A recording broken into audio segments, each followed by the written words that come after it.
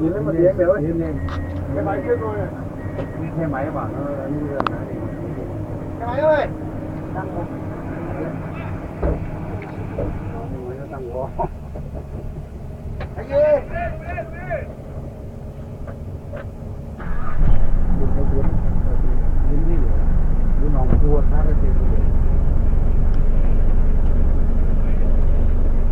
Để cho nó ngoại ít ở đấy mà.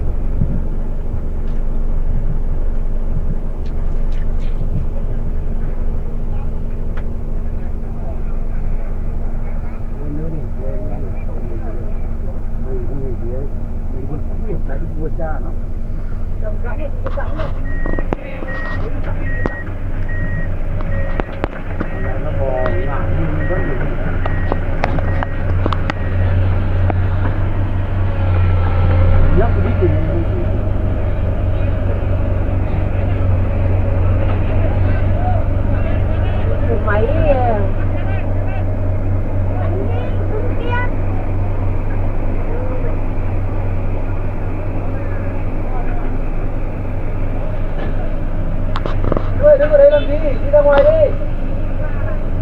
Đánh luôn đi. Em ơi. Em. Ở đây làm gì? Ra ngoài đi.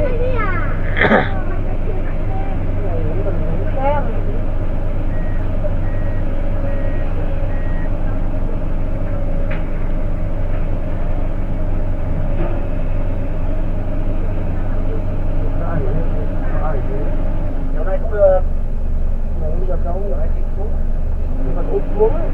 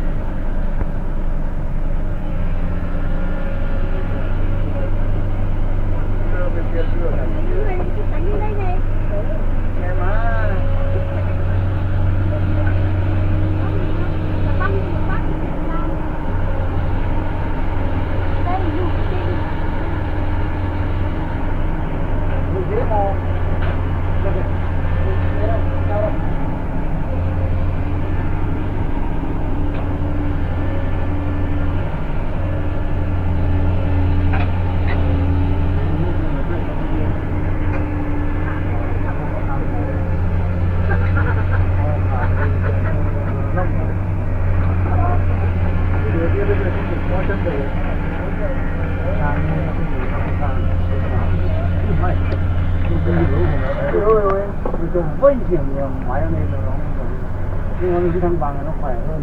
Thằng bằng khỏe hơn, rất khỏe hơn. Nó yếu. Cái đầu máy nó quay nào? Nó quay à?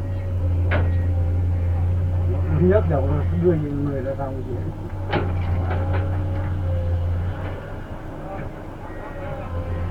Làm đường nó cái loại nó vô cùng. Hôm nay cái thành phố à?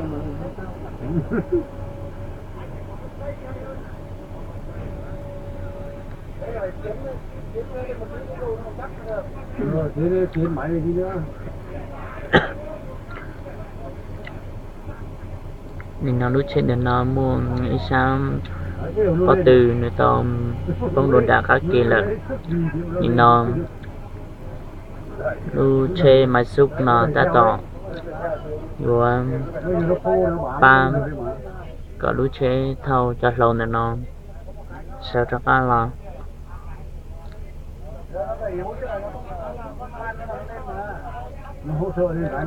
cho game luôn bỏ lên nó mua ăn bỏ lên nó thì liều trong lu chê lệ chỉ tàu tàu bắt từ thì li tàu đã luôn đã các kia là thì nó lu chê máy xúc nó chạy ta tỏ vừa ba lu chê thâu lâu là nó có dây làm một trò sốt sau kê thì nó thi dùng một tàu cái xe tàu nó đã tập đi uổng là nó một giọt thì chia đi ô tao lại tiền đi.